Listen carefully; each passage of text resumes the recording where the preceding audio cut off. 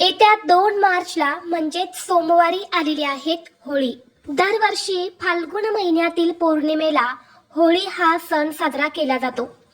तर 2 मार्चला हुताशनी पौर्णिमा आहे आणि या दिवशी होळी हा सण साजरा केला जाणार आहे। तर पहा, या हुताशनी पौर्णिमेचा प्रारंभ 2 मार्चला संध्याकाळी 5:55 सुरू होणार आहे आणि या पौर्णिमेची समाप्ती 3 मार्चला संध्याकाळी 5:07 होणार आहे। म्हणजेच काय, तर फाल्गुन पौर्णिमा म्हणजेच हुताशनी पौर्णिमा जिला आपण होळी पौर्णिमा म्हणतो, तर ती 2 मार्च 2026 ला सोमवारी असणार आहे आणि याच दिवशी आपल्याला होळी पेटवायची आहेत, होळी प्रज्वलित केली जाणार आहे। तसेच 3 मार्चला ग्रस्तोदित चंद्रग्रहण आहे आणि चंद्रग्रहण तसंच प्रदोष काळ सुरू होण्यापूर्वीच पौर्णिमा समाप्ती होत आहे। म्हणून धर्मसिंधू या ग्रंथामधील वचनानुसार होळीचं दहन म्हणजे होळी ही 2 मार्चलाच संध्याकाळी असणार आहे आणि 3 मार्चला धुलीवंदन असणार आहे आणि याच दिवशी वर्षातील पहिले चंद्रग्रहण सुद्धा असणार आहे। हे चंद्रग्रहण आपल्या संपूर्ण भारतामध्ये दिसणार आहे, त्यामुळे चंद्रग्रहणाचे नियम, वेद जे आहेत तसेच सूतक काळ हा सुद्धा आपल्याला पाळावा लागणार आहे। होळी हा सण आपल्या हिंदू धर्मात अत्यंत महत्त्वाचा मानला जातो। होळी या सणाचं फक्त हिंदू धर्मातच महत्त्व नाही, तर ज्योतिषशास्त्रामध्ये सुद्धा हा सण खूप महत्त्वाचा असतो। होळी दहन म्हणजे मनुष्याला आपल्या मनातील वाईट विचारांना होळीप्रमाणे आगीत जाळून राख करावी या गोष्टीचे प्रतीक आहे। होळीचा अर्थ केवळ लाकडे जाळणे नाही, तर आपल्या मनातील लोभ, क्रोध, अहंकार आणि वासना यासारख्या वाईट प्रवृत्तींना अग्निसाक्ष नष्ट करणे असाही होतो आणि म्हणून हा सण आपण वाईटावर चांगल्याची मात म्हणून साजरी करत असतो। या दिवशी आपल्यामध्ये असणारी नकारात्मकता, वाईट गोष्टी जी आहे तर ती आपण होळीच्या अग्नीमध्ये जाळून टाकत असतो आणि चांगले गुण जे आहेत तर ते अंगी बागळत असतो आणि म्हणून हा सण जो आहे तर तो साजरा केला जातो। तसेच या सणामागे अनेक धार्मिक कथा सुद्धा सांगितल्या जातात। धार्मिक दृष्टीने होळीचा दिवस हा खूप महत्त्वाचा असल्यामुळे या दिवशी ज्योतिषशास्त्रामध्ये सांगितलेले काही महत्त्वाचे नियम आहेत जे आपल्याला होळीच्या दिवशी पाळायचे आहेत। तर होळीच्या दिवशी तुमच्याकडे कोणी कितीही मागितले तरीही आपल्याला या 3 वस्तू कोणालाही द्यायच्या नाहीत आणि 99% लोकांना ही गोष्ट अजूनही माहीत नाही। जर आपण या होळीच्या पवित्र दिवशी आपल्या घरातून या 3 वस्तू कोणाला दिल्या तर लक्ष्मी साथ सोडून जाईल, घरात दारिद्र्य, गरिबी येईल, कुटुंबामध्ये आर्थिक समस्या येऊ लागतील, घरात भांडणे, आजारपण हे सुद्धा येईल। तर अशा कोणत्या 3 वस्तू आहेत ज्या आपल्याला होळीच्या दिवशी कोणालाही द्यायच्या नाहीत, याबद्दलची संपूर्ण माहिती या व्हिडिओमध्ये मी तुमच्यासोबत शेअर करणार आहे। त्यामुळे तुम्ही हा व्हिडिओ स्किप न करता शेवटपर्यंत नक्की पहा। चॅनलवरती नवीन असाल तर सबस्क्राईब करा आणि असेच माहितीपूर्व नवनवीन व्हिडिओ पाहण्यासाठी बेल आयकॉनलाही प्रेस करा, म्हणजे जेव्हा कधी मी नवीन व्हिडिओ अपलोड करेल त्याचं नोटिफिकेशन सर्वात अगोदर तुम्हाला भेटेल आणि तुम्ही एक पण व्हिडिओ मिस करणार नाही। तसेच हाई बटनला देखील क्लिक करा। आज या व्हिडिओमध्ये मी तुम्हाला ज्या वस्तू सांगणार आहे तर ह्या वस्तू आपल्याला होळीच्या दिवशी आणि धुलीवंदनच्या दिवशी या दोन्ही दिवशी कोणालाही द्यायच्या नाहीत। 2 मार्चला होळी आहे आणि 3 मार्चला धुलीवंदन असणार आहे। तर या दोन्ही दिवशी हे जे काही नियम मी तुम्हाला सांगणार आहे तर ते तुम्हाला पाळायचे आहे। होळी हा जो सण आहे तर हा सण आपल्या हिंदू धर्मामध्ये अत्यंत महत्त्वाचा आणि आनंदाचा सण मानला जातो। या पवित्र दिवशी आपण वाईट गोष्टीचा त्याग करण्यासाठी होळी पेटवत असतो। मंदिरासमोर सुद्धा होळी पेटवली जाते, गल्लीमध्ये सुद्धा होळी पेटवली जाते आणि त्या होळीमध्ये काही प्रकारच्या वस्तू सुद्धा अर्पण केल्या जातात। म्हणजेच काय, वाईट गोष्टी ज्या आहेत तर त्या आपल्या आयुष्यातून या दिवशी त्या होळीच्या अग्नीमध्ये जाळून टाकल्या जातात आणि याच दिवशी जर आपण काही वस्तू जर इतरांना दिल्या किंवा काही वस्तू जर आपण दान केल्या तर त्याचा वाईट परिणाम जो आहे तर तो आपल्याला भोगावा लागत असतो। बऱ्याच वेळा आपण असं म्हणत असतो, पहा की मी भरपूर कष्ट मेहनत करत आहे परंतु माझ्या कष्टाला योग्य ते फळच मिळत नाही किंवा माझ्याकडे पैसाच टिकत नाही। अशा वेळी काय होतं की जेव्हा विशेष तिथी असते तर त्या तिथीवर आपल्याकडून काही छोट्या मोठ्या चुका ज्या आहेत तर त्या कळत ना कळत होत असतात आणि म्हणून आपल्याकडे लक्ष्मी स्थिर राहत नाही. लक्ष्मी आपली साथ सोडून जाते. घरात गरिबी दरिद्रता जी आहे तर ती येऊ लागते आणि आपल्याला सुद्धा अनेक समस्यांचा सामना करावा लागत असतो. आणि म्हणून ज्योतिषशास्त्रानुसार अशा काही वस्तू सांगितल्या गेल्या आहे ज्या आपल्याला होळीच्या दिवशी चुकूनही कोणालाही द्यायच्या नाहीत. अगदी तुमचा सक्का भाऊ असेल त्याला सुद्धा तुम्हाला या ज्या वस्तू मी सांगणार आहे तर त्या द्यायच्या नाहीत. नाहीतर याचे वाईट परिणाम जे आहेत तर ते तुम्हाला स्वतः भोगावे लागू शकतात. त्यामध्ये सगळ्यात महत्त्वाची गोष्ट म्हणजे होळीच्या दिवशी चुकूनही कोणालाही पैसे उधार देऊ नका आणि कोणाकडूनही तुम्ही उधार पैसे घेऊ नका.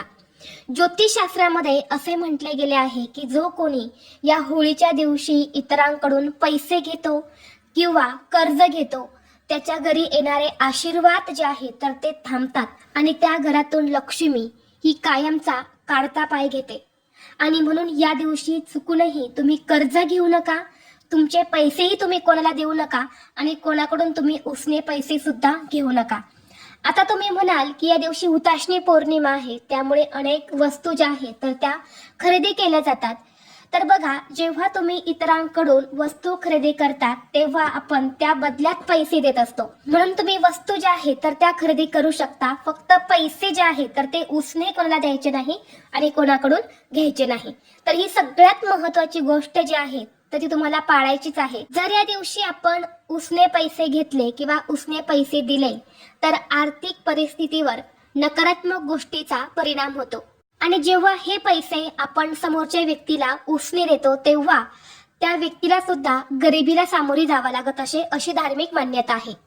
तसेच देवी लक्ष्मीचा कोप होतो आणि लक्ष्मी ही आपलं घर सोडून निघून जाते. यानंतर पुढची वस्तू आहे ते म्हणजे लग्नाच्या वस्तू. ज्योतिषशास्त्रानुसार होळी दहनाच्या दिवशी विवाहित महिलांनी आपल्या लग्नातील इतर वस्तू ज्या असतात जसे की स्त्रियांचे दागिने असतील किंवा इतर काही लग्नातल्या मौल्यवान वस्तू असतील तर त्या कोणत्याही बाहेरच्या स्त्रीला तुम्ही देऊ नका किंवा या वस्तूंचं दान सुद्धा तुम्ही करू नका. या वस्तू जर आपण बाहेरच्या एखाद्या स्त्रीला वापरायला दिल्या तर ते पतीसाठी खूप हानिकारक मानले जाते. तसेच पतीच्या कुंडलीतला शुक्र ग्रह हा सुद्धा कमकुवत होतो आणि शुक्र ग्रह हा धनासंबंधित मानला जातो. त्यामुळे या दिवशी स्त्रियांनी आपले दागिने मौल्यवान वस्तू ज्या आहेत तर त्या इतर सुवासीन स्त्रीला अजिबात तुम्ही देऊ नका. दानच नाही तर वापरायला सुद्धा द्यायचे नाहीत. यामुळे आपल्या पतीची प्रगती ही खुंटत चालते.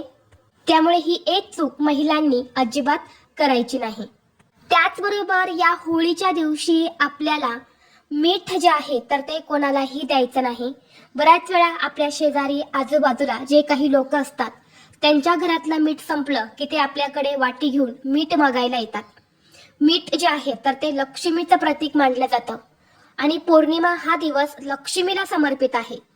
आणि जर आपण या होळीच्या दिवशी आपल्या घरातील मीठ हे कोणाला उसने दिले तर आपल्या घरातील लक्ष्मी ही आपण त्यांच्या घरी पाठवली असं मानलं जातं. आणि म्हणून या दिवशी मिठाचं दान जे आहे तर ते अजिबात करायचं नाही.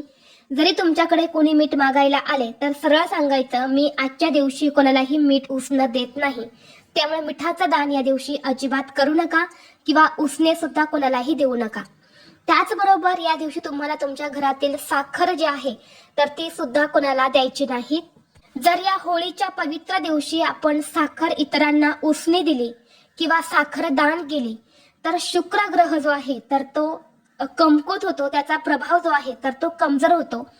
आणि शुक्र ग्रह जो असतो ना तो आनंद आणि समृद्धीच्या संबंधित आहे. त्याचा प्रभाव जर कमी झाला आपल्या कुंडलीमधून तर जीवनात अनेक समस्या येत असतात. तसेच आर्थिक अडचणी सुद्धा येत असतात. त्यामुळे चुकूनही या दिवशी महिलांनो आपल्या शेजारच्यांना साखर जी आहे तर ती तुम्ही देऊ नका. तर ही एक महत्त्वाची गोष्ट सुद्धा तुम्हाला आवर्जून लक्षात घ्यायची आहे. तसेच या दिवशी तुम्हाला पांढऱ्या रंगाच्या वस्तू जसे की दूध असेल, दही असेल तर या ज्या वस्तू आहे ना या सुद्धा इतरांना देऊ नये. या वस्तू लक्ष्मी स्वरूप असतात आणि लक्ष्मीला आपल्या घरात टिकून ठेवायचं असेल तर या दोन वस्तू तुम्हाला होळीच्या दिवशी आणि धुलीवंदनच्या दिवशी सुद्धा कोणालाही द्यायच्या नाहीत. तसेच या दिवशी आपल्या घरातील झाडू हा सुद्धा बाहेरच्या कोणत्याही व्यक्तीला देऊ नका. बऱ्याच वेळा असं होतं की आपल्या शेजारी जे कुणी राहतं त्यांचा झाडू कधी कधी सापडत नाही आणि अशा वेळी ते आपल्याकडे 5 मिनिटासाठी झाडू मागतात. अशा वेळी सहज आपण आपल्या घरातील झाडू काढून त्यांना देत असतो, परंतु हे ज्योतिषशास्त्रानुसार पूर्णपणे चुकीचं आहे. झाडूला लक्ष्मी म्हटलं जातं. दिवाळीच्या दिवशी आपण झाडूची लक्ष्मी म्हणून पूजा करत असतो आणि हीच लक्ष्मी जर आपण इतरांना दिली तर लक्ष्मी आपलं घर सोडून कायमची निघून जाते आणि घरात दारिद्र्य, अलक्ष्मी येत असते. म्हणून या दिवशी चुकून सुद्धा आपल्या घरातील झाडू जो आहे तर तो कोणालाही द्यायचा नाही. तर ह्या काही महत्त्वाच्या वस्तू आहेत ज्या आपल्याला होळीच्या दिवशी आणि धुलीवंदनच्या दिवशी म्हणजेच 2 मार्च आणि 3 मार्च या दोन्ही दिवशी कोणालाही द्यायच्या नाहीत. आणि जर कळत ना कळत या वस्तू जर तुम्ही कोणाला दिल्या तर याचे वाईट परिणाम हे सुद्धा तुम्हाला भोगावे लागू शकतात. त्याचबरोबर या होळीच्या दिवशी बघा, तुम्हाला चुकूनही काळ्या रंगाचे कपडे जे आहेत तर ते परिधान करायचे नाहीत. कारण या होळीच्या दिवशी नकारात्मक शक्तींचा प्रभाव जो असतो ना तो खूप जास्त असतो आणि काळा रंग जो असतो तर तो नकारात्मक ऊर्जा खूप जास्त प्रमाणामध्ये आकर्षित करत असतो आणि म्हणून तुम्हाला काळ्या रंगाचे कपडे या दिवशी परिधान करायचे नाही. अगदी घरातील लहान मुलांपासून ते मोठ्यांपर्यंत सर्वांनी या दिवशी हा नियम जो आहे तर तो पाळायचा आहे. यासोबतच या दिवशी पांढऱ्या रंगाचे कपडे सुद्धा परिधान करू नये. या व्यतिरिक्त तुम्ही लाल, पिवळा, हिरवा, निळा, जांभळा किंवा गुलाबी या रंगाचे कपडे जे आहेत तर ते परिधान करू शकता, परंतु हे 2 रंग तुम्हाला पूर्णपणे वर्ज्य करायचे आहेत. त्याचबरोबर या दिवशी स्त्रियांनी होळीची पूजा करताना किंवा होळी दहन करताना तुम्हाला चुकूनही आपले केस जे आहे तर ते मोकळे ठेवायचे नाही किंवा आपले डोकं जे आहे तर ते तुम्हाला झाकून घ्यायचं आहे. म्हणजे उघड्या डोक्याने तुम्हाला होळीची पूजा करायची नाही. जर आपण मोकळ्या केसांनी किंवा उघड्या डोक्याने जर होळीची पूजा केली तर नकारात्मक शक्तीचा प्रभाव हा आपल्यावरती खूप जास्त पडत असतो आणि हा नियम फक्त स्त्रियांनीच नाही तर पुरुषांनी सुद्धा पाळायचा आहे. पुरुष सुद्धा होळी दहन करत असतात, तर अशा वेळी पुरुषांनी सुद्धा आपल्या डोक्यावर टोपी घालायची आहेत किंवा रुमाल तरी तुम्हाला घ्यायचा आहे. त्याचबरोबर बघा, आपण दर पौर्णिमेला सत्यनारायण पूजा सुद्धा करत असतो. आता बऱ्याच जणांना प्रश्न निर्माण झालेला आहे की सत्यनारायण पूजा ही नक्की कधी करावी. तर सत्यनारायण पूजा सुद्धा तुम्हाला 2 मार्चला सोमवारी संध्याकाळी करायची आहे. 6 नंतर तुम्ही बघा या दिवशी सत्यनारायण पूजा करू शकता. तसेच होळी दहन सुद्धा तुम्ही 6 नंतर करू शकता. होळी दहनाचा जो शुभ मुहूर्त असणार आहे तर तो 6:30 वाजल्यापासून ते 8:30 वाजेपर्यंत शुभ मुहूर्त आहे. तर या वेळेमध्ये तुम्ही होळी दहन करू शकता आणि सत्यनारायण पूजा सुद्धा तुम्ही याच दिवशी करायची आहे. 3 मार्चला धुलीवंदन आहे. या दिवशी आपल्या होळीचं दहन किंवा सत्यनारायण पूजा ही करता येणार नाही, कारण पौर्णिमेची समाप्ती ही 3 मार्चला सायंकाळी 5:07 होणार आहे. त्यामुळे आपल्याला या दोन्ही गोष्टी ज्या आहेत तर त्या 2 मार्चलाच करायच्या आहेत. तर ही अत्यंत महत्त्वाची माहिती मला तुमच्यापर्यंत शेअर करायची होती. व्हिडिओ तुम्हाला आवडला तर लाईक करा, चॅनलवरती नवीन असाल तर सबस्क्राईब करा आणि हा व्हिडिओ आपल्या मित्रपरिवारासोबत जास्तीत जास्त शेअर करा. चला तर मग भेटू असंच पुढल्या एका नवीन व्हिडिओमध्ये. तोपर्यंत सर्वांना श्री स्वामी